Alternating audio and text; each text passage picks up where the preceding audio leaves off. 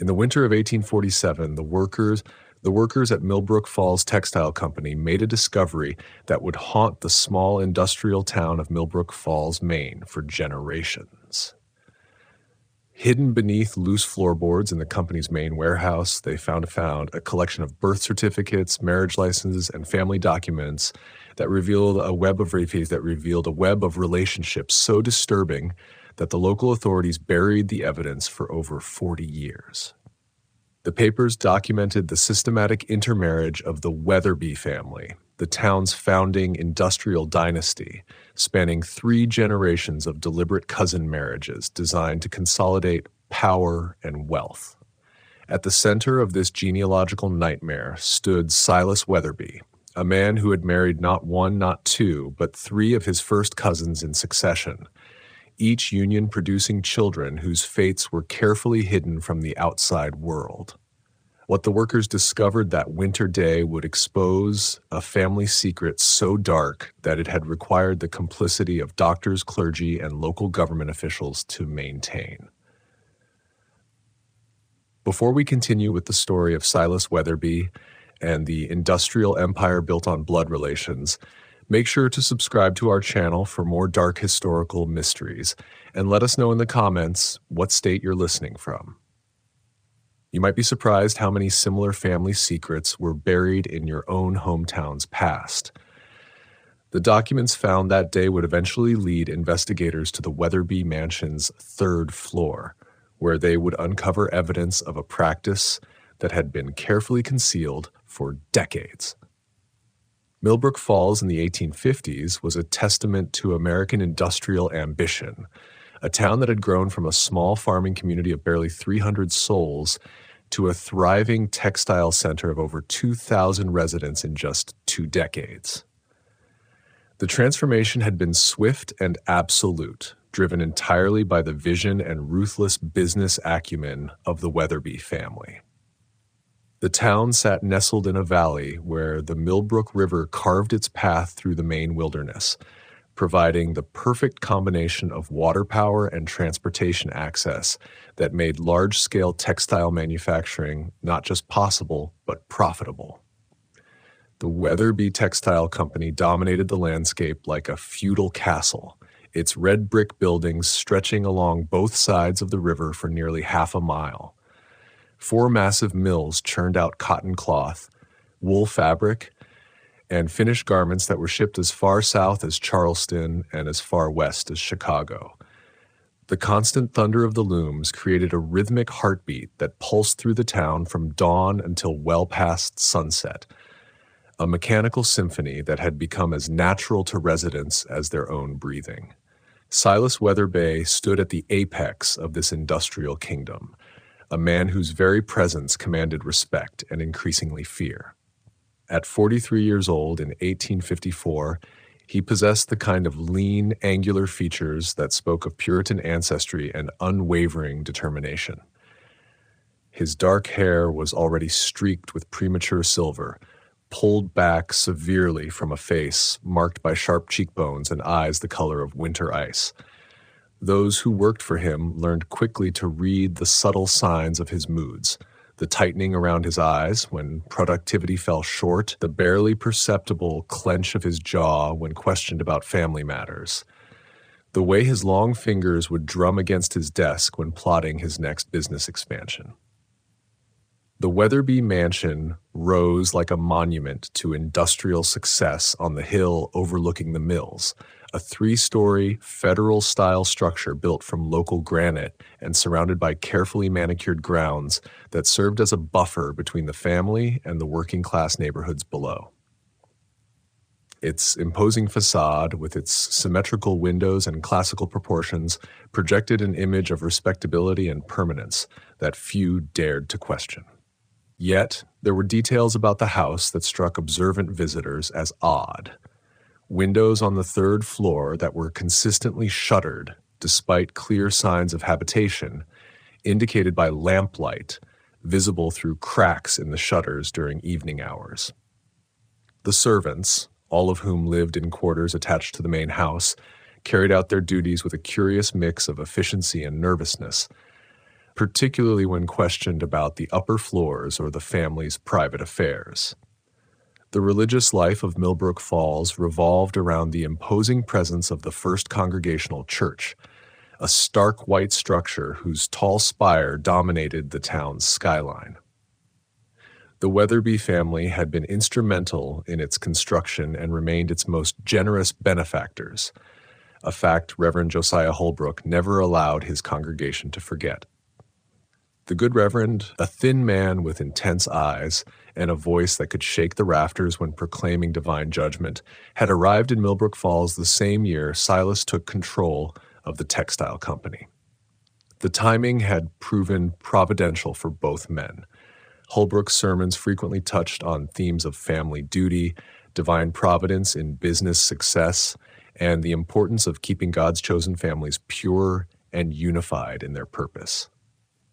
The town's social hierarchy reflected its industrial reality with crystal clarity.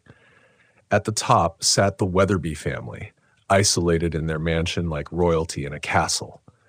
Below them clustered the supervisors, skilled craftsmen, and small shop owners who depended on the mills for their prosperity. Families like the Hutchinsons, who ran the company's store, and the Brewsters, who operated the largest boarding house for mill workers. These families formed a crucial buffer between the Weatherbys and the masses of mill workers who lived in company-built tenements along the river. The structures were functional but hardly comfortable, designed to house the maximum number of workers at the minimum cost. The mill workers themselves came from diverse backgrounds: Irish immigrants fleeing the potato famine, French Canadians seeking better wages than the lumber camps offered, and native-born Americans displaced from failing farms throughout northern New England. They worked 12-hour shifts in conditions that were dangerous even by the standards of the 1850s, surrounded by the constant threat of machinery accidents, cotton dust that clogged lungs and shortened lives, and the ever-present risk of fire that could turn the wooden floors and cotton-filled rooms into deadly infernos within minutes. Yet, despite these hardships, there was something about working for the Weatherby mills that felt different from other industrial employment. The company provided steady wages, company housing that, while basic, was maintained in good repair, and even a company doctor who treated workers' injuries without charge. Silas Weatherby himself occasionally walked through the mills, observing operations with those penetrating ice-blue eyes, and workers noted that he seemed to remember individual employees' names and circumstances with uncanny accuracy. This attention to detail extended beyond mere business efficiency. Workers whispered among themselves about how Mr. Weatherby seemed particularly interested in their family situations, asking detailed questions about wives, children, and relatives that went well beyond normal employer concern. The Weatherby family's involvement in every aspect of town life was both comprehensive and subtly controlling. They funded the school, donated books to the library, and provided the land for the town cemetery. When the railroad finally reached Millbrook Falls in 1852, it was Weatherby money that ensured the depot was built in the most convenient location for shipping textile goods. Even the town's newspaper, the Millbrook Chronicle, depended heavily on Weatherby advertising revenue, and its editor, Thomas Caldwell, had developed a remarkable ability to find positive angles on even the most concerning developments in the textile industry. But it was in the realm of family relationships that the Weatherby influence became most complex and troubling. Silas's extended family formed an intricate web throughout the town's power structure. His uncle Ezra managed the company's finances, while his cousin Jeremiah oversaw mill operations. Another uncle, Caleb, served as the town's leading physician, and his cousin Rebecca had married the local magistrate. This network of family connections meant that virtually every important decision in Millbrook Falls was made by someone with Weatherby blood, creating a closed system of power that brooked no outside interference. As 1854 drew to a close, the Residents of Millbrook Falls had grown accustomed to the rhythms of their industrial community and the benevolent but absolute authority of the Weatherby family. The mills provided prosperity, the family provided leadership, and the church provided moral guidance that seemed perfectly suited to their circumstances. Few questioned why Silas Weatherby, now in his mid-40s and obviously successful, remained unmarried, while his cousins and siblings had long since established families of their own. Those who did wonder about such matters usually concluded that a man of his responsibilities and importance simply hadn't found a woman worthy of his position. They could never have imagined that Silas was already making plans for a marriage that would shock even the most worldly residents of their small industrial town. A union that would be justified by carefully crafted theological arguments and sealed by family loyalties that ran deeper than conventional morality. The announcement came on a crisp October morning in 1854, delivered from the pulpit of the First Congregational Church with all the solemnity usually reserved for matters of life and death. Reverend Holbrook's voice carried across the packed sanctuary as he proclaimed the banns of marriage between Silas Weatherby and Miss Patient Weatherby, daughter of Ezra Weatherby, Silas's uncle and the company's financial manager. The congregation sat in stunned silence as the full implications of the announcement settled over them like a shroud. Patient herself sat in the front pew, reserved for the Weatherby family, her hands folded primly in her lap, her eyes fixed on the altar with an intensity that suggested either deep religious devotion or barely controlled emotion. At 24, she possessed the kind of pale, delicate beauty much admired in that era, porcelain skin unmarked by the sun, dark hair arranged in elaborate braids, and large gray eyes that seemed to reflect more sadness than joy for a woman on the verge of marriage. Her dress was expensive, but conservative. Dark blue wool with jet buttons that caught the morning light streaming through the church's tall windows.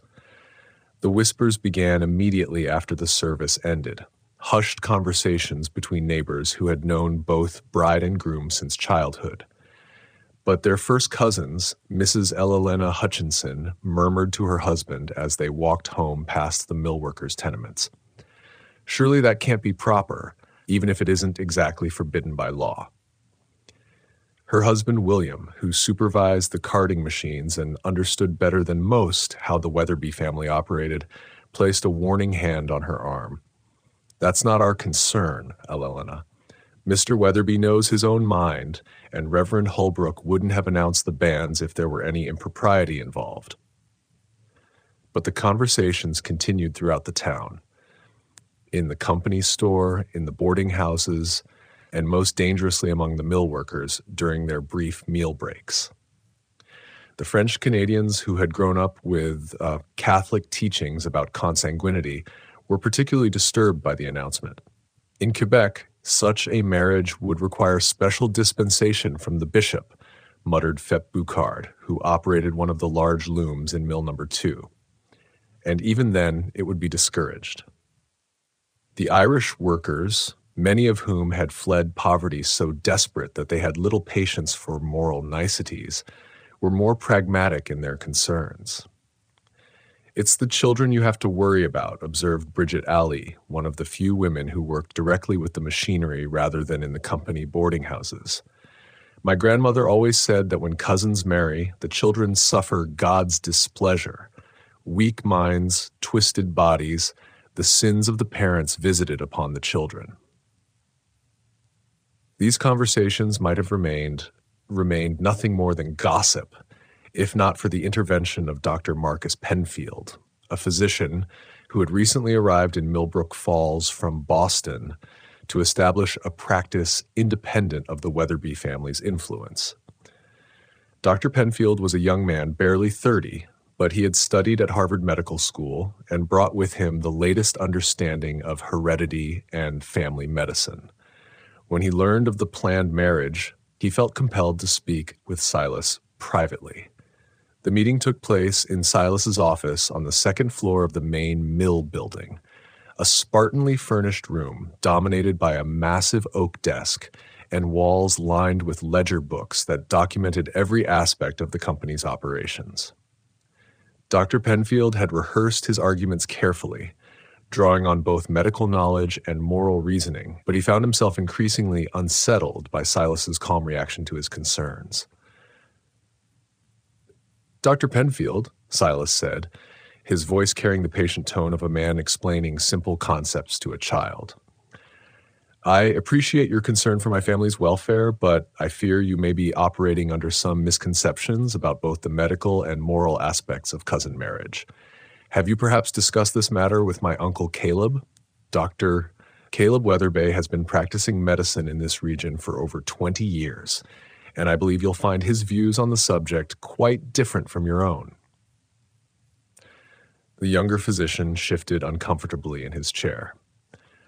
"Mr. Weatherby, I mean no disrespect to your uncle, but the medical literature is quite clear on the risks associated with consanguineous marriages.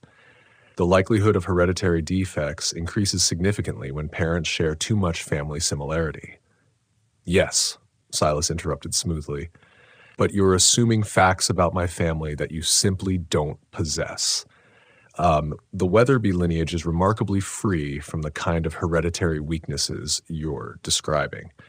We have maintained careful records for generations, and I can assure you that both patients and I come from exceptionally healthy family lines." Dr. Penfield found himself wondering exactly what kind of record Silas was referring to, but something in the other man's manner discouraged further inquiry. There was a cold certainty in Silas's pale eyes that suggested the conversation was approaching its end, whether the doctor was satisfied or not. "Furthermore," Silas continued, "I think you'll find that Reverend Holbrook has researched the scriptural and moral dimensions of this marriage quite thoroughly.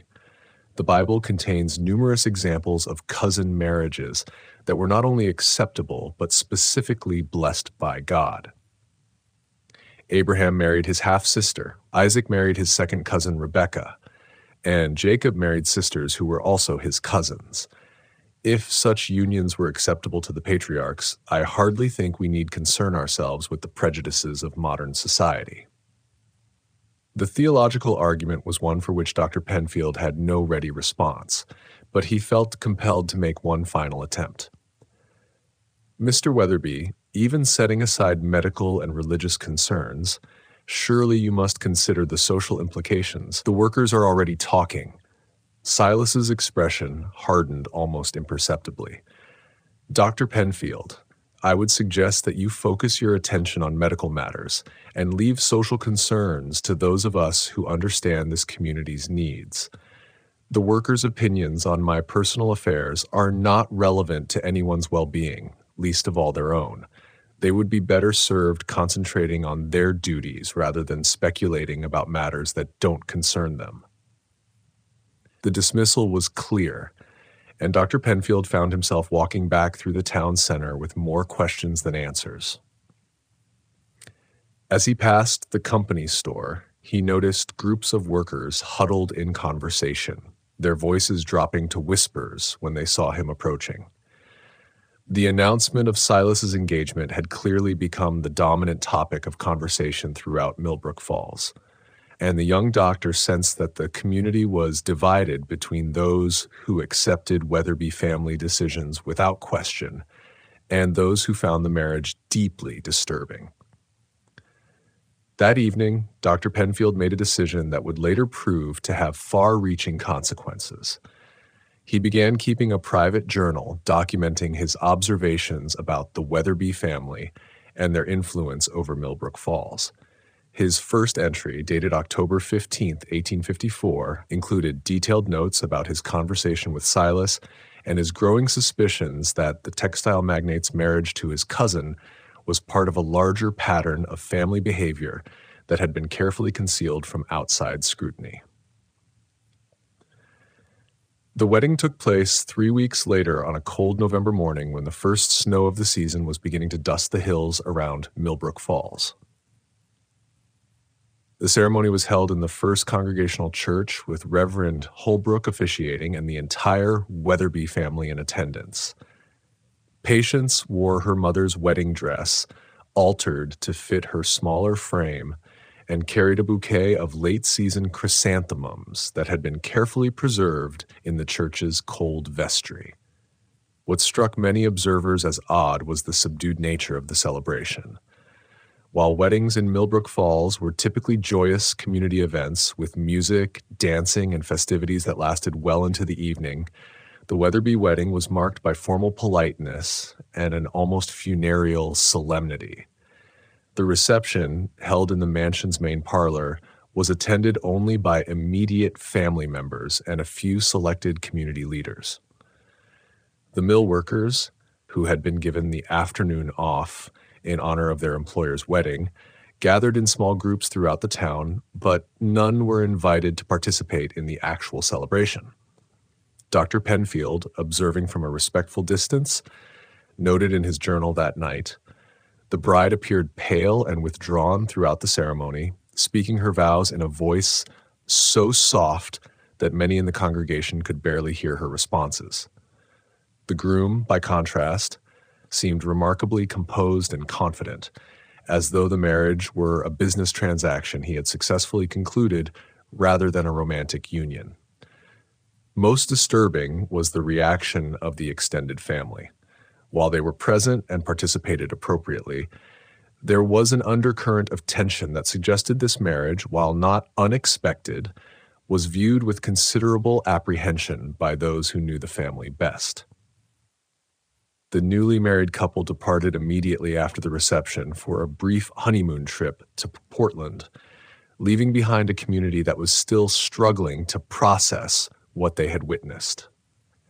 In the boarding houses and tenements where the mill workers lived, the conversations continued late into the night, fueled by whiskey and growing unease about what the marriage might portend for their small industrial town. Mark my words, old Timothy Flanagan told the group gathered around the pot-bellied stove in Mrs. Brewster's boarding house. "This is just the beginning. Men like Silas Weatherby don't do anything without a purpose. And that purpose ain't love or loneliness. There's something about that family that ain't natural. And this marriage is going to bring it all into the light." His words proved more prophetic than anyone could have imagined, though it would be years before the full horror of what he had predicted would become apparent to the residents of Millbrook Falls. The first year of Silas and Patience's marriage passed with a normalcy that seemed to vindicate those who had argued that the community's concerns were merely small-town gossip, amplified by ignorance and prejudice. The textile business continued to prosper. The mills operated with their usual efficiency, and the young Mrs. Weatherby gradually became a fixture in the town's social life, hosting tea parties for the wives of supervisors and contributing to charity drives organized by the church. Yet there were subtle changes that perceptive observers began to notice as the seasons turned from winter to spring to summer. Patience, who had always been slender, seemed to grow thinner with each passing month, her pale complexion taking on an almost translucent quality that made her appear fragile as spun glass. When she walked through town on her weekly visits to the company store and the church, she moved with a careful, measured gait that suggested either physical discomfort or a conscious effort to maintain perfect self-control. Dr. Penfield, whose practice had grown steadily despite the Weatherby family's preference for their own physician, occasionally encountered Patience during his errands and found himself increasingly concerned about her health. When he ventured to inquire about her well-being during a chance meeting outside the post office, her response was polite but evasive. "I'm quite well. Thank you, Dr. Penfield," she said, her gray eyes avoiding direct contact with his. "My Uncle Caleb attends to all of our family's medical needs, as you know. He's been caring for the Weatherbys for decades and understands our particular constitution better than anyone." The way she emphasized the word constitution struck the young doctor as odd, but before he could frame a follow-up question, She had excused herself and hurried away toward the mansion on the hill. Dr. Penfield noted in his journal that evening, "Mrs. Weatherby exhibits symptoms that I would normally associate with chronic anxiety or possibly some form of digestive ailment. But her reluctance to discuss her health suggests that such topics are considered inappropriate for anyone outside the immediate family circle." As autumn arrived and the first anniversary of the wedding approached, the community's attention was diverted by more pressing concerns. A fire in mill number 3 had resulted in significant damage and the temporary layoff of nearly 200 workers, creating economic hardship that rippled through the entire town. Silas handled the crisis with characteristic efficiency, arranging for the displaced workers to be absorbed into the other mills on reduced schedules while repairs were completed. But the incident served as a stark reminder of how completely Millbrook Falls depended on the Weatherby family's industrial empire. It was during this period of economic uncertainty that Dr. Penfield received an unexpected visitor. Mrs. Martha Brewster, who operated the largest boarding house in town, appeared at his office late one evening, her usual confidence replaced by obvious nervousness. "Doctor," she began, settling herself carefully in the chair across from his desk, "I need to ask you about something, but I want your word that it won't go beyond this room." Dr. Penfield assured her of his discretion, and Mrs. Brewster continued with obvious reluctance. "It's about the Weatherby family, and I wouldn't be speaking about them at all if I wasn't genuinely concerned for folks' welfare.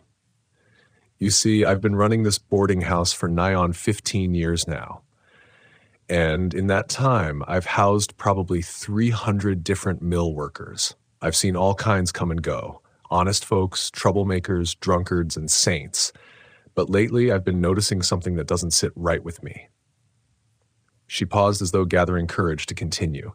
"3 times in the past 6 months, I've had workers, good, reliable men, suddenly pack up and leave town without notice.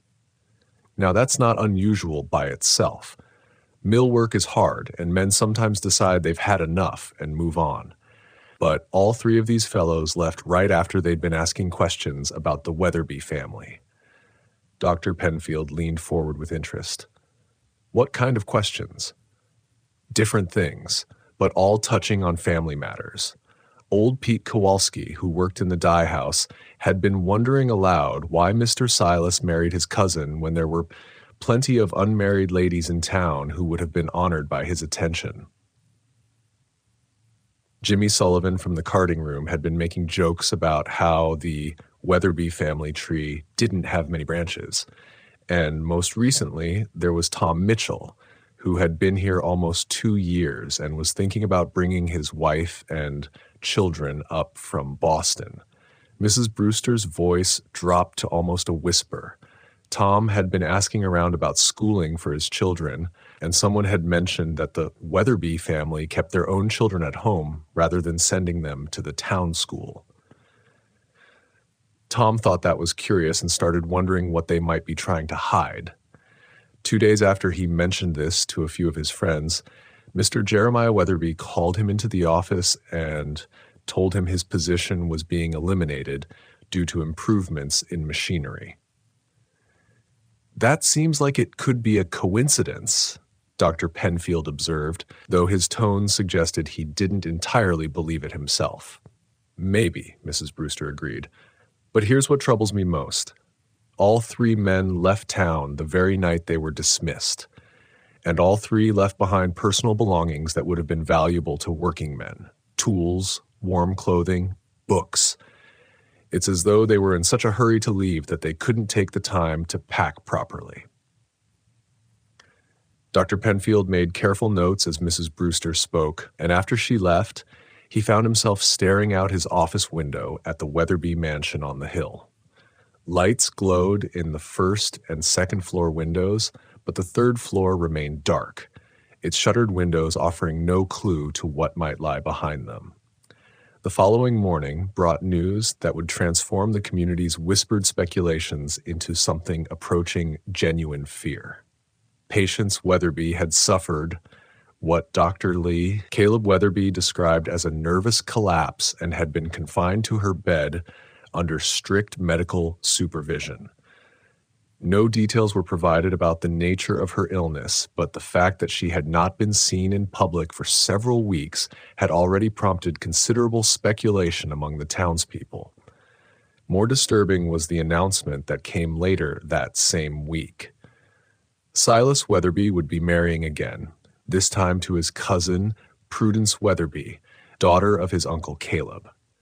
The marriage would take place as soon as Patience had recovered sufficiently to give her blessing to the union, which Dr. Caleb Weatherby expected would occur within the month.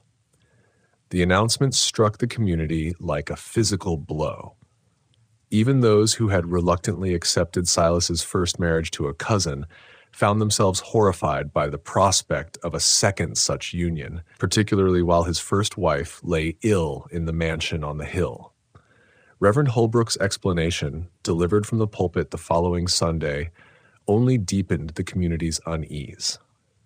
"The Lord works in mysterious ways," the minister proclaimed, his voice carrying unusual intensity, "and it is not for us to question his divine plan for the Weatherby family.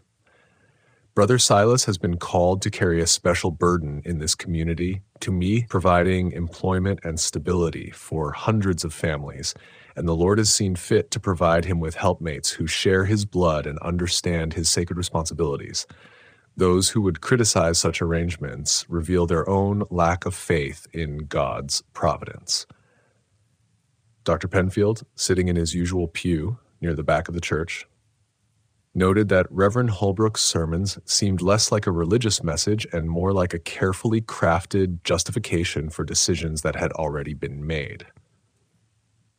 When the minister spoke about special burdens and sacred responsibilities, his eyes seemed to seek out Silas Weatherby in the front pew, as though the two men were sharing some private understanding that excluded the rest of the congregation.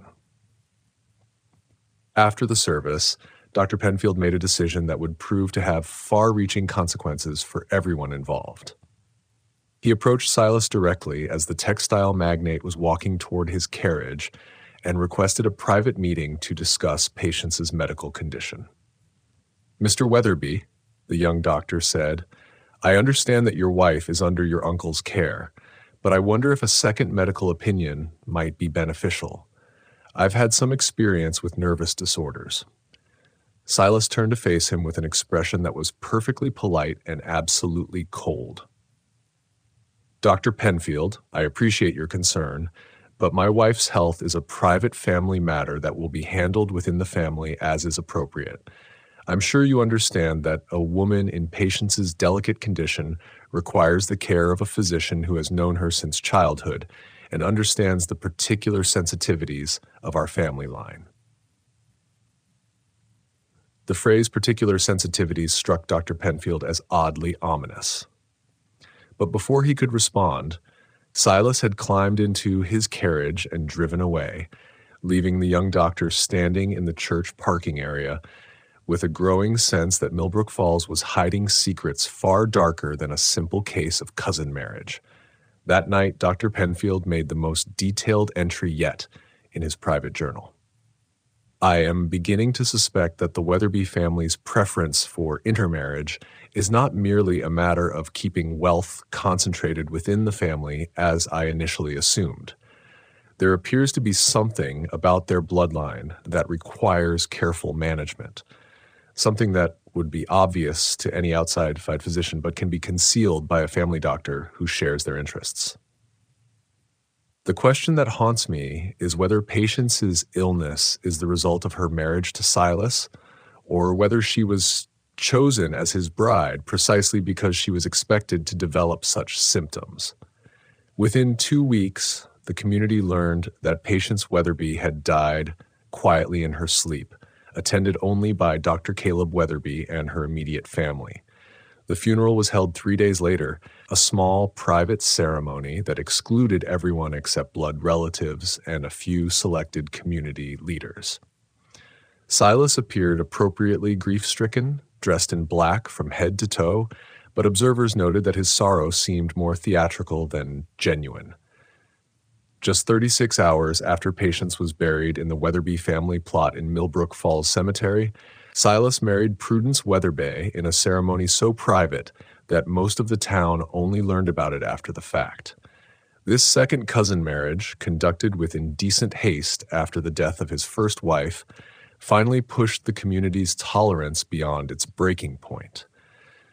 The whispered conversations that had begun with the first marriage now became open discussions of increasingly dark possibilities. If Silas could marry one cousin and then immediately marry another after the first wife's convenient death, what other family secrets might be hidden behind the Weatherby family's facade of religious respectability and industrial success?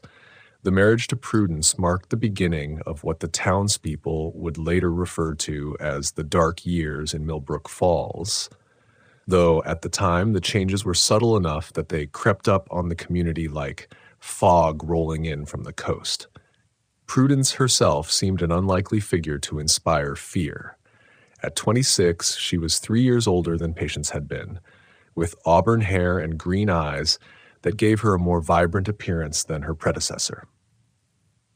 Yet there was something in her manner, a nervous energy that manifested itself in rapid speech and restless movements, that suggested she was operating under considerable internal pressure. Dr. Penfield, whose suspicions about the Weatherby family had been growing steadily, began paying closer attention to the patterns of behavior he observed in the mill workers and their families. What he discovered would fill nearly 50 pages of his private journal over the next 2 years, creating a record of systematic intimidation and control that extended far beyond typical employer-employee relationships. The first pattern he noticed involved the questions that were no longer being asked.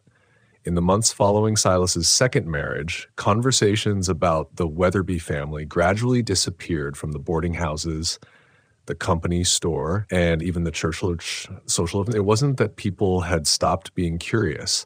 If anything, the rapid succession of cousin marriages had intensified their fascination, but they had learned to keep their speculations private. This change in behavior coincided with a series of apparently unrelated incidents that, when examined together, suggested a coordinated effort to discourage unwelcome attention. Workers who had previously been outspoken about family matters found themselves assigned to the most dangerous positions in the mills, operating machinery that required constant vigilance to avoid serious injury. Others discovered that their requests for time off to visit relatives or attend family events were consistently denied, while workers who avoided controversial topics found their schedules surprisingly flexible.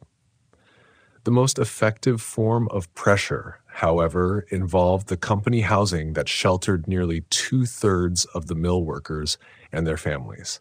Families who were perceived as cooperative found their rent reduced, their quarters improved with new furniture or fresh paint, and their children given priority for the limited slots in the company school. Those who were seen as potential troublemakers discovered that their housing was subject to sudden inspections that revealed violations of company policies they had never been told existed. Mrs. Brewster, who had first brought her concerns to Dr. Penfield, found herself in an increasingly precarious position as her boarding house license came up for renewal. Town clerk Samuel Weatherby, yet another cousin, informed her that new regulations required boarding house operators to provide detailed reports on their tenants' behavior, including any discussions of a political or personal nature that might disturb community harmony. Mrs. Brewster, he explained with bureaucratic precision, the town council has determined that boarding houses serve a crucial role in maintaining order among our working population. We need to ensure that these establishments promote the values of hard work, personal responsibility, and respect for established authority that make our community prosperous. The message was clear: continue to report on conversations about the Weatherby family, or lose the business that provided her livelihood. Mrs. Brewster agreed to the new requirements, but that evening she appeared once again at Dr. Penfield's office. "Doctor," she said, her voice heavy with resignation, "I want you to know that I won't be able to share information with you anymore. I have a granddaughter to support, and I can't risk losing my license. But I also can't in good conscience stop worrying about what's happening in this town." She reached into her handbag and withdrew a small leather notebook. "I've been keeping my own records of the strange things I've observed over the past few years. I want you to have this because I think someone who isn't dependent on the Weatherbys for their living should know what's been happening." Dr. Penfield accepted the notebook and spent that entire night reading through Mrs. Brewster's carefully documented observations. What he found was a pattern of behavior that went far beyond normal business practices and suggested a level of social control that bordered on the totalitarian. Mrs. Brewster had recorded dozens of incidents in which mill workers or their family members experienced misfortune shortly after expressing curiosity about the Weatherby family's private affairs. A woman who had wondered aloud why Prudence looked so nervous at church social events found her husband assigned to work with particularly dangerous machinery. He lost 2 fingers in an accident the following week. A man who had joked about keeping track of Weatherby marriages found his teenage son dismissed from his job at the company's store for allegedly stealing merchandise that was later discovered to have been miscounted. Most disturbing were the entries that dealt with the Weatherby children, or rather, the absence of visible children despite multiple marriages within the family. Mrs. Brewster had noted that while both Patience and Prudence had exhibited physical signs suggesting pregnancy during their marriages to Silas, no birth announcements had ever been made, and no children had been observed in the company of their parents during public appearances. "Where are the children?" Mrs. Brewster had written in her final entry. "In 2 years of marriage to Patience and now 8 months with Prudence, surely there should be evidence of children if these marriages are producing the family expansion that would justify the unusual arrangements." The 3rd floor of the mansion remained shuttered. Lights were seen there at odd hours, and servants who worked in the house had signed agreements preventing them from discussing their duties with anyone outside the family. What are they hiding up there? Dr. Penfield closed the notebook and walked to his window, staring up at the Weatherby mansion, where lights glowed in the 1st and 2nd floor windows while the 3rd floor remained dark and mysterious. As he watched, he saw a flicker of movement behind one of the shuttered windows, just a brief shadow passing in front of a hidden light source, but it was enough to confirm that the 3rd floor was indeed inhabited. The next morning brought news that would accelerate the young doctor's investigation in ways he could never have anticipated. Prudence Weatherby had been found unconscious in the mansion's garden, apparently collapsing while tending her rose bushes. She was carried inside by the gardener and placed under the care of Dr. Caleb Weatherby, who announced that she was suffering from the same type of nervous exhaustion that had afflicted her predecessor. Within hours came the announcement that Silas Weatherby was seeking permission from the town council to marry his 3rd cousin, Charity Weatherby, daughter of his late father's brother, Nathaniel.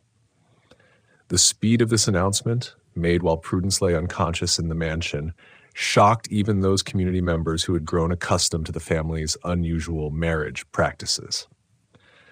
Dr. Penfield realized that he was witnessing something unprecedented in his experience. A systematic pattern of cousin marriages that seemed designed not for love or even economic convenience, but for some darker purpose, requiring the careful control of bloodlines and the systematic silencing of anyone who might investigate too closely. That evening, as he updated his journal with the day's developments, Dr. Penfield made a decision that would ultimately expose the truth about the Weatherby family, though at a cost far greater than he could have imagined. He would begin conducting his own investigation into the third floor of the Weatherby mansion, using whatever means necessary to discover what was being hidden behind those shuttered windows. The investigation began with careful observation of the mansion's daily routines, a surveillance that Dr. Penfield conducted during his regular walks through the residential areas where he visited patients. What he discovered was a household that operated with military precision, but only during daylight hours.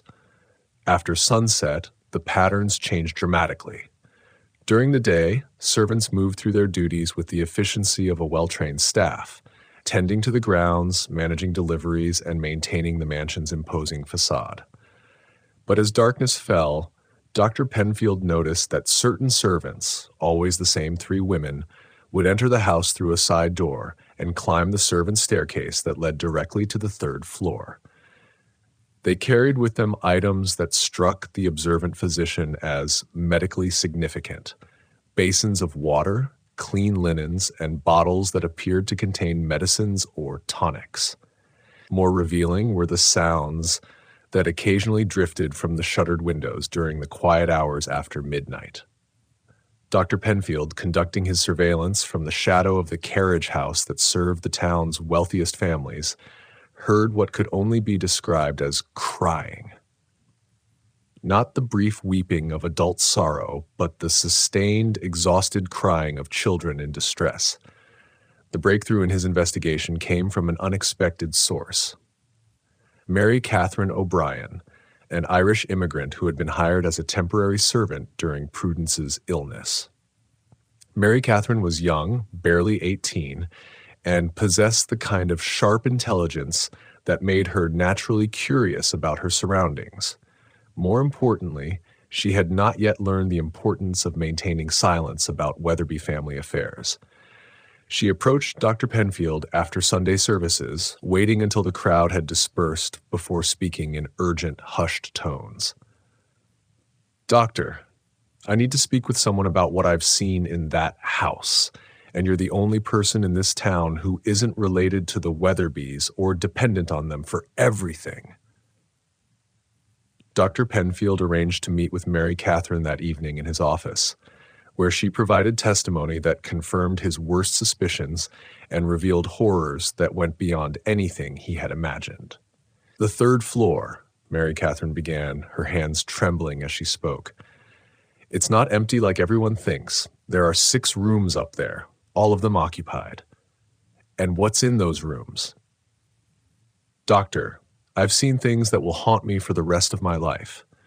She described a corridor lined with doors, each equipped with heavy locks that were operated from the outside. Behind those doors were children ranging in age from infants to young teenagers, who exhibited physical and mental abnormalities that marked them unmistakably as the products of consanguineous unions. "There's a boy, maybe 12 years old, who can't speak properly and has to be fed by hand because his coordination is so poor," Mary Catherine continued, her voice breaking with emotion. "There's a girl about 8 who rocks back and forth constantly and makes sounds like an animal when she's frightened. The babies, doctor, some of those babies don't look right at all. Their heads are too big, or their limbs are twisted, or their eyes don't focus the way they should." Dr. Penfield felt his blood turn cold as Mary Catherine's testimony confirmed what his medical training had suggested. The Weatherby family's practice of intermarriage was producing exactly the kind of genetic consequences that modern medicine had begun to understand. And the family was systematically hiding the evidence by imprisoning their own defective offspring. "Who cares for these children?" he asked, though he suspected he already knew the answer. "The same 3 women who work up there every night, Mrs. Abernathy, Mrs. Caldwell, and Mrs. Hutchinson. They've all signed papers that prevent them from talking about their work. But I heard Mrs. Gore Abernathy tell one of the others that they've been caring for Weatherby children for over 20 years.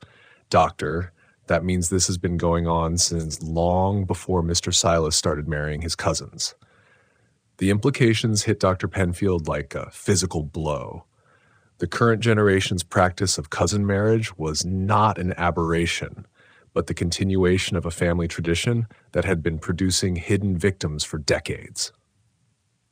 Silas's father and grandfather had likely engaged in similar practices, creating a bloodline so compromised that normal marriage outside the family would risk exposing the genetic damage through children who might not survive or who would display obvious signs of hereditary defects. Mary Catherine, Dr. Penfield said carefully, have you seen any records or documents that might indicate how many children are being kept up there or how long individual children have been confined? The young woman nodded grimly. Mrs. Abernathy keeps a logbook that records feeding times, medications, and what she calls incidents, times when the children become violent or need to be restrained.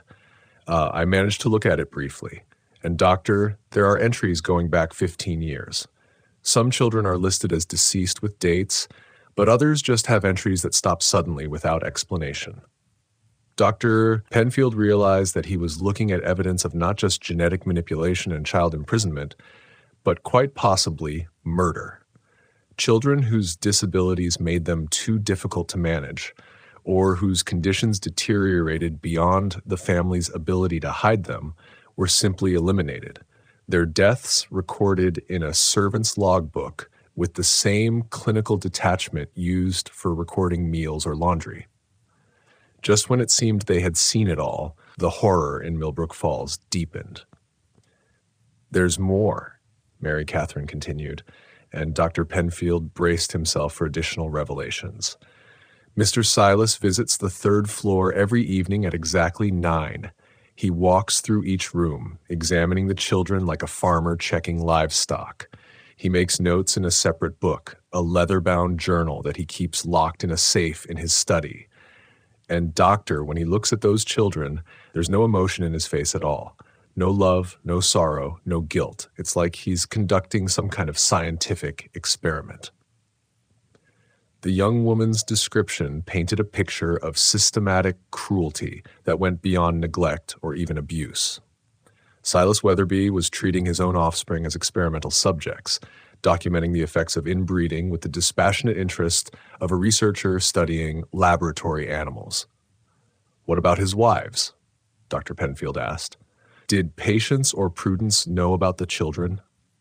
Mary Catherine's expression grew even more troubled. That's the worst part, doctor. Both of them knew. Patience used to cry for hours after visiting the third floor, and Prudence became more agitated every day as her own pregnancy progressed. The night she collapsed in the garden, I heard her screaming at Mr. Silas that she wouldn't let her baby end up like the others. She was trying to run away, doctor, but she collapsed before she could reach the gate. Dr. Penfield understood now why both of Silas's wives had died or fallen seriously ill. They had been selected not just for their bloodline compatibility, but for their psychological vulnerability. Women who could be controlled through fear and manipulation, who would bear children for the family's genetic experiments and then be eliminated when they became inconvenient or threatened to expose the truth.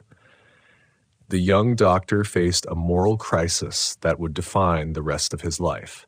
He possessed evidence of crimes that included child imprisonment, systematic abuse, and quite possibly murder. But he was one man facing a family that controlled virtually every aspect of life in Millbrook Falls.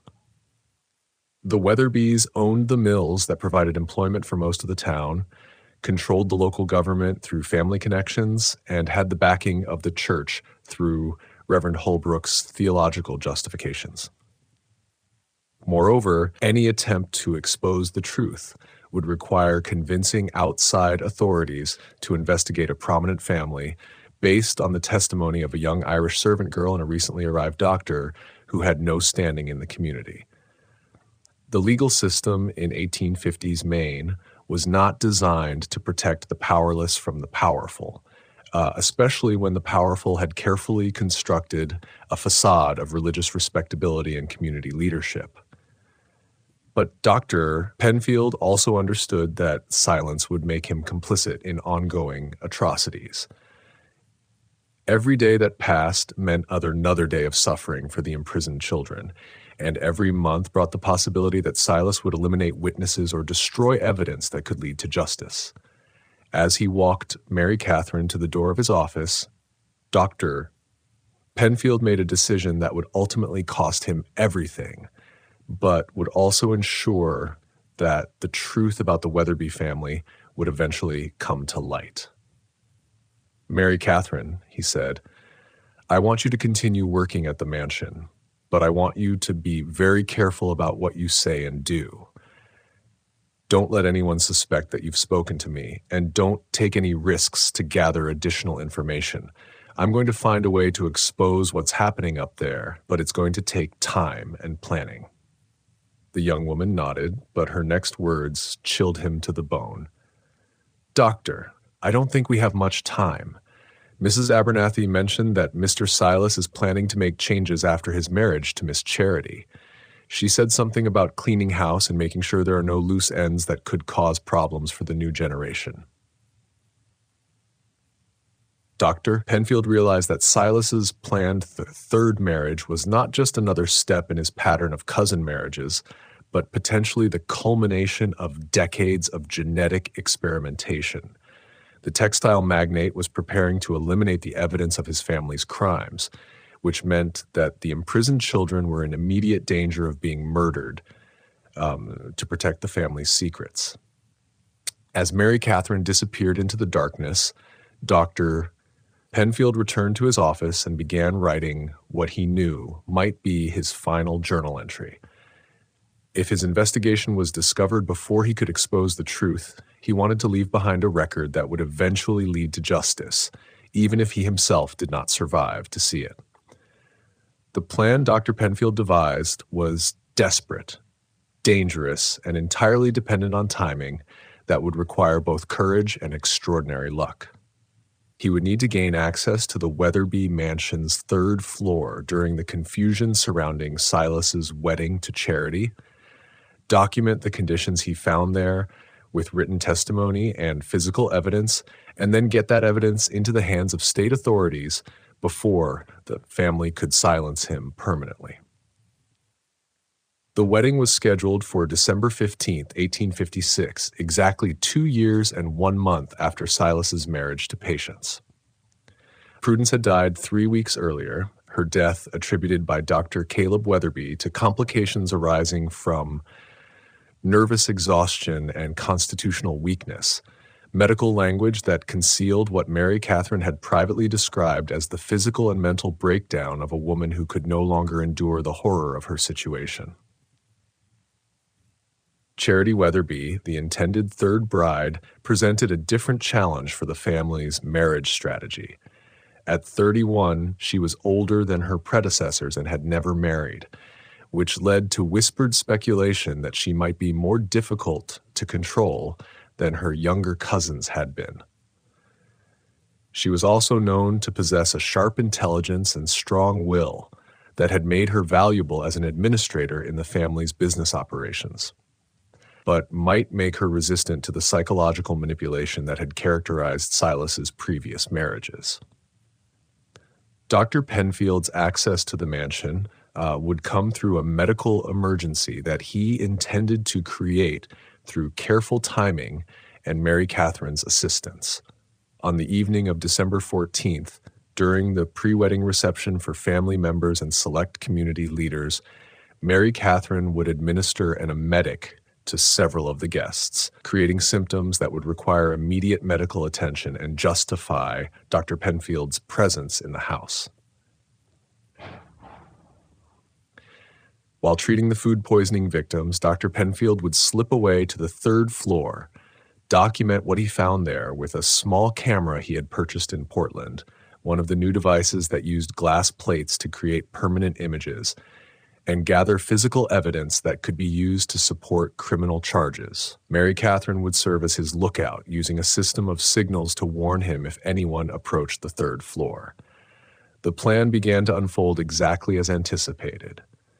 Mary Catherine, working as a server during the reception, managed to introduce the emetic into the punch bowl that served the family members and close associates. Within an hour, 8 people were experiencing severe nausea and vomiting, including Reverend Holbrook and town clerk Samuel Weatherby.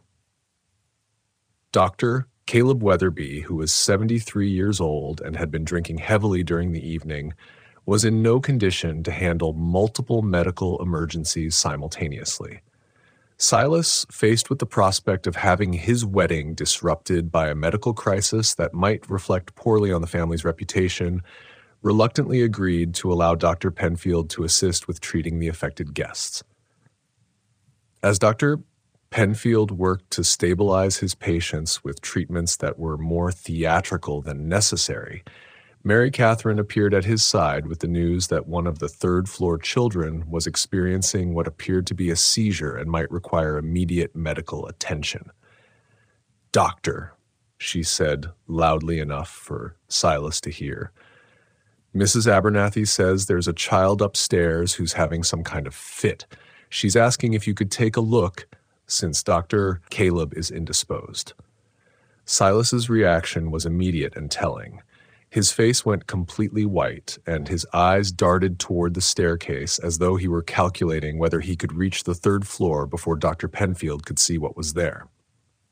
But with 8 prominent community members witnessing the exchange, he had no choice but to allow the visiting physician to attend to what was ostensibly a medical emergency. "Of course," Silas said, his voice strained with barely controlled panic. "Dr. Penfield, please do whatever is necessary. Mrs. O'Brien will show you the way."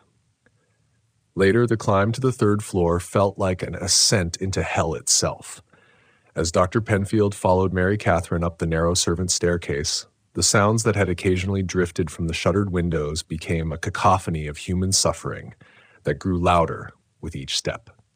Children were crying, some in the wordless wails of severe mental disability, others in the more articulate sobs of those who understood their situation but were powerless to change it. The corridor that greeted Dr. Penfield at the top of the stairs was a scene that would haunt him for the rest of his life. 6 doors lined the hallway, each equipped with heavy locks and small windows that allowed observation of the occupants. The air was thick with the smell of human waste, medicinal compounds, and the unmistakable odor of bodies that had not been properly cleaned in far too long.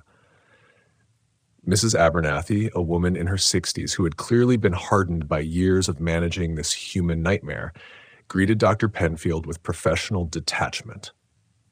"It's the boy in room 4, doctor. He's been having these episodes more frequently, and tonight's is particularly severe." Dr. Penfield followed her to the indicated room and peered through the observation window. What he saw was a child of perhaps 14, though his developmental disabilities made accurate age assessment difficult. The boy was experiencing what appeared to be a grand mal seizure, his body convulsing violently as he lay on a mattress stained with evidence of similar previous episodes. But it was the other children that provided the most damning evidence of the Weatherby family's crimes. In the room directly across the corridor, a girl who appeared to be about 10 years old sat rocking back and forth while hitting her head repeatedly against the wall. Her skull bore the scars of previous self-inflicted injuries, and her eyes held the vacant stare of severe intellectual disability. Room 3 contained what could only be described as a human tragedy in miniature. Twin infants, perhaps 18 months old, exhibited the characteristic features of severe genetic disorders. Their heads were enlarged and misshapen, their limbs twisted and underdeveloped, and their eyes moved independently of each other in a way that suggested serious neurological damage. The systematic documentation that Dr. Penfield had planned became secondary to the immediate moral imperative of bearing witness to suffering that defied human comprehension. As he moved from room to room, using his medical training to assess the conditions he observed, he realized that he was looking at the accumulated evidence of decades of genetic experimentation conducted with complete disregard for the humanity of the victims. While treating the seizing child with techniques designed to prevent him from injuring himself further, Dr. Penfield managed to photograph several of the rooms using his concealed camera. The images, though crude by later standards, would provide undeniable evidence of the conditions in which the Weatherby children were being kept. More damning still was the discovery of Dr. Caleb Weatherby's medical records kept in a locked cabinet that Mary Catherine had learned to open during her weeks of working in the house. The records documented not just the birth defects and developmental disabilities of the imprisoned children, but also the systematic breeding program that had produced them. The leather-bound journal that Mary Catherine had mentioned contained entries spanning more than 20 years, written in Dr. Caleb's careful handwriting. The early entries documented marriages between Silas's father and his first cousin, producing children with what the doctor clinically described as moderate constitutional weaknesses. Later entries detailed the marriages of uncles and cousins within the extended family. Each union carefully calculated to concentrate certain bloodline characteristics while attempting to minimize others. Most horrifying were the experimental notes that treated human reproduction as though it were livestock breeding. Dr. Caleb had documented attempts to produce children with specific physical characteristics, had recorded which genetic combinations produced the most severe disabilities, and had made recommendations for future marriages based entirely on the likelihood of producing manageable offspring. The journal's most recent entries revealed the true purpose behind Silas's successive marriages to his cousins. Each wife had been selected not just for her bloodline compatibility, but for specific genetic traits that might, when combined with Silas's own genetic heritage, produce children whose disabilities were severe enough to justify permanent confinement, but not so severe as to require immediate elimination. As Dr. Penfield photographed the most damaging pages of the journal, Mary Catherine appeared at the door of the medical records room with news that would transform his investigation from a documentation mission into a desperate fight for survival. "Doctor," she whispered urgently, "Mr. Silas is coming upstairs. Mrs. Abernathy tried to tell him that you were still treating the seizing child, but he said he needed to check on something personally. You have maybe 2 minutes before he reaches this floor." Dr. Penfield realized that his discovery of the medical records had taken longer than anticipated, and that Silas's appearance on the 3rd floor almost certainly meant the textile magnate suspected his family's secrets were being exposed. If Silas found him in the records room with the photographed evidence, both Dr. Penfield and Mary Catherine would likely join the children as permanent prisoners, or worse. The young doctor made a decision that required him to abandon both his medical ethics and his personal safety. Rather than attempting to hide the evidence of his investigation, he chose to confront Silas directly with what he had discovered, gambling that the presence of witnesses downstairs and the photographic evidence he had already secured would provide enough protection to allow him to escape the mansion alive. When Silas appeared in the 3rd floor corridor, his face was a mask of barely controlled fury. He had clearly realized that Dr. Penfield's presence on the 3rd floor had nothing to do with treating a medical emergency and everything to do with exposing the family's carefully guarded secrets. "Dr. Penfield," Silas said, his voice carrying the cold precision of a man accustomed to absolute control, "I think you may have misunderstood the nature of the medical situation that brought you up here. These children are under specialized care for hereditary conditions that require family physicians who understand their particular needs." Dr. Penfield, standing in the corridor with his camera and the photographed journal pages hidden in his medical bag, faced the man whose family had terrorized Millbrook Falls for decades. The confrontation would determine not just his own survival, but the fate of the imprisoned children and the future of everyone in the community who had lived under Weatherby control. "Mr. Weatherby," Dr. Penfield replied, his voice steady, despite the fear that threatened to overwhelm him, I think we both know that what I've seen here tonight has nothing to do with medical treatment and everything to do with the systematic abuse and imprisonment of children whose only crime was being born into a family that values genetic purity over human dignity. The battle lines were drawn, and only one of them would leave the Weatherby mansion alive. The confrontation in the third-floor corridor lasted only minutes, but those minutes would determine the fate of Millbrook Falls for generations to come. Silas Weatherby, faced with the complete exposure of his family's decades-long crimes, made a calculation that revealed the true depths of his moral corruption. Dr. Penfield, he said, his voice taking on the reasonable tone of a man discussing business arrangements, I think you may be misunderstanding the situation here. These children receive the best care possible given their unfortunate conditions. They are fed, clothed, and provided with medical attention that far exceeds what they would receive in any state institution. Dr. Penfield realized that Silas was attempting to negotiate, offering justifications for the unjustifiable in hopes of securing his silence. The textile magnate was revealing that he genuinely believed his actions were reasonable, that the systematic imprisonment and abuse of disabled children was preferable to allowing them to live freely in a world that might not understand their needs. Moreover, Silas continued, you must surely understand that exposing this situation would serve no one's interests.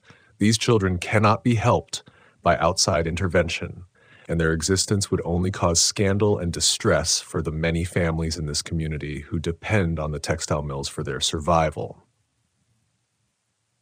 Sometimes, Doctor, the greater good requires us to accept situations that may seem harsh to outsiders. It was the logic of a man who had convinced himself that his crimes were actually acts of mercy, that concealing genetic defects was preferable to acknowledging them, and that the economic well-being of the community justified any level of individual suffering. Dr. Penfield understood that he was not dealing with a man who could be reasoned with or reformed, but with someone whose moral compass had been so completely corrupted by power and family tradition that he was incapable of recognizing the humanity of his own children. The young doctor's response was interrupted by Mary Catherine's urgent whisper from the stairway. Doctor, there are men coming up the stairs, Mr. Jeremiah and 2 others. I think they mean to trap you up here. Dr. Penfield realized that his investigation had been discovered not just by Silas, but by the extended family network that had protected these secrets for decades.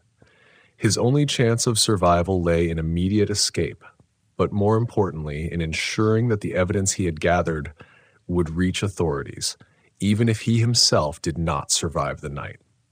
In a desperate gambit that required split-second timing and extraordinary courage, Dr. Penfield handed his medical bag containing the photographs and documented evidence to Mary Catherine with whispered instructions to hide it in the servants' quarters and retrieve it only if he failed to return within 24 hours.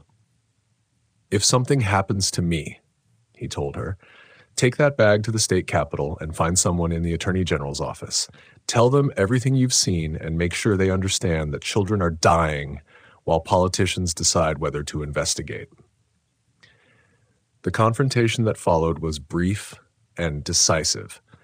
Silas, realizing that Dr. Penfield had documented evidence that could destroy not just him, but the entire extended family network, made one final attempt to secure the young doctor's cooperation through direct threat. Dr. Penfield, he said, you are alone in this house, surrounded by people who have kept these secrets successfully for 20 years. Your word against ours would be meaningless in any court, and your continued presence in this community depends entirely on our goodwill. I suggest you consider very carefully how you want this evening to end. Dr. Penfield's response was to push past Silas toward the stairway, gambling that even the Weatherby family would not risk murdering a prominent citizen in their own home with dozens of witnesses present downstairs. His gamble paid off, but just barely. Jeremiah Weatherby and his companions moved to block the stairs, but the sound of voices from the reception below reminded them that Dr. Penfield's sudden disappearance would raise questions they were not prepared to answer. The young doctor made his escape from the mansion, but he understood that his investigation had signed his death warrant. The Weatherby family could not allow him to live with the knowledge he had gained. And they possessed both the resources and the ruthlessness necessary to eliminate threats to their continued dominance of Millbrook Falls. Dr. Penfield spent the remainder of that night writing a detailed account of his discoveries, preparing copies of the most damaging evidence, and making arrangements for the information to reach state authorities, even if he was killed before he could deliver it personally. He also wrote letters to medical colleagues in Boston and Portland, describing the genetic consequences of systematic inbreeding and providing enough detail to ensure that other physicians would understand the significance of what he had discovered.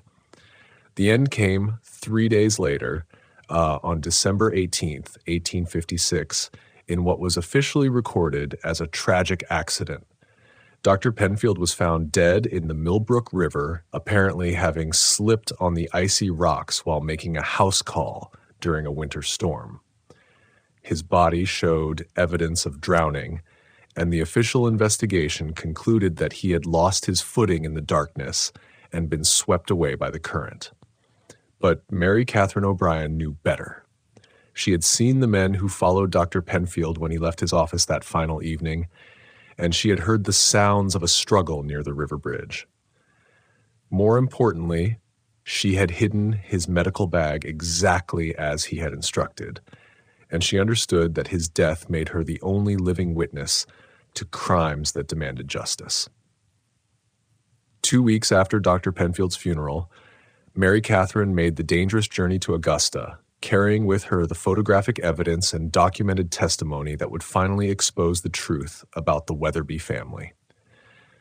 The state attorney general, initially skeptical of accusations made by a young Irish servant against one of Maine's most prominent industrial families, became convinced when he examined the photographs and medical records.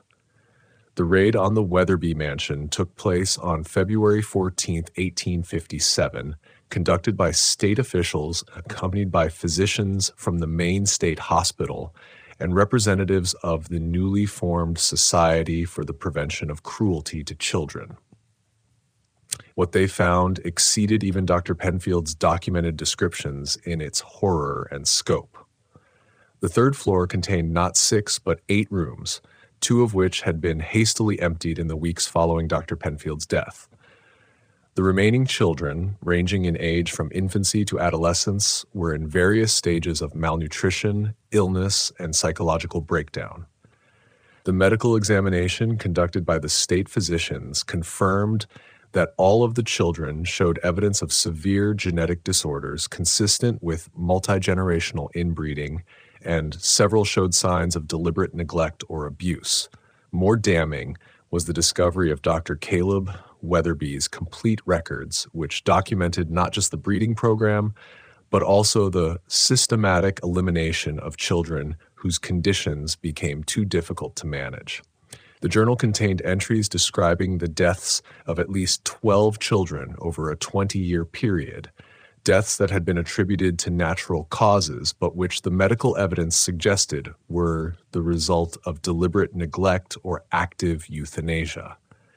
Silas Weatherby was arrested along with his uncle Caleb, his cousin Jeremiah, and 3 of the servants who had participated in the imprisonment and care of the disabled children. Charity Weatherby, who had married Silas just 2 months earlier, was found to be pregnant and was initially considered a potential witness rather than a co-conspirator.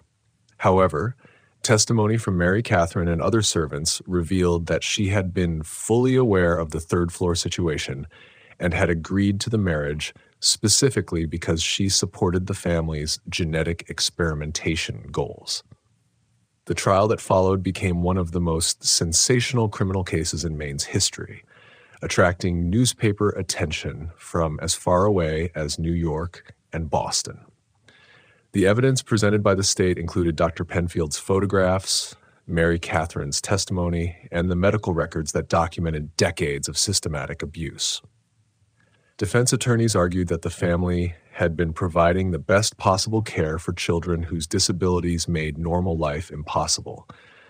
But the photographic evidence of the conditions in which the children had been kept made such arguments transparently false.